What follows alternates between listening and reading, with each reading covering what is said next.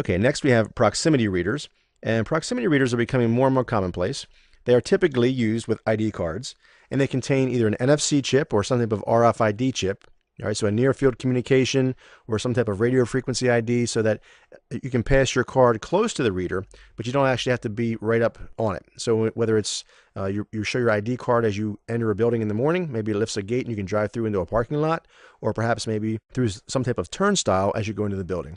So a person doesn't need to physically touch the reader, and it works in tandem with access lists or access control systems. So as you wave your badge in front of this reader, it basically then checks against an access list or an access control list and says, hey, this person is allowed access or they're not. Or it may give you certain access or access to certain areas of the building. So you may be able to get into an area perfectly fine. And then you go to a more restricted area and you wave your badge again and you're not allowed access to that specific door. So it gives the company itself the ability to be very granular as to what access or level of access it can grant employees as they move about and have access to certain areas within a building.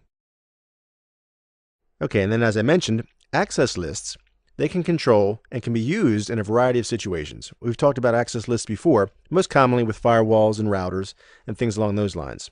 So that concept should be familiar. It can basically dictate what can and cannot pass through. Well, the same concept is used when we're talking about physical access. So an access control list can be used such as in an automated fashion, as I mentioned, or it can be as simple as kind of go old school and have a guard sitting at a desk and visually verify someone's identity. So he says, looks, oh, hey, Mr. Smith, how are you? And looks down at his list and says, yep, here's Mr. Smith. Check. And maybe Mr. Smith is bringing a guest. And he's going to look at that list again and say, oh, I'm sorry, the guest is not on the list. Or you may be able to vouch for someone and say, okay, well, Mr. Smith, you're verified. So if you're bringing this person in, well, then we're going to verify them as well. So it depends upon the company. Or it could be an automated fashion, as I said. It may have an ID card and either an NFC or an RFID chip within a proximity reader, and they just walk by close to that reader and it checks in with an access control list system, some type of access system, and says, yep, this person's allowed in, and the gate opens. All right, so it just really depends upon whether it's a technical control or if it's kind of going old school.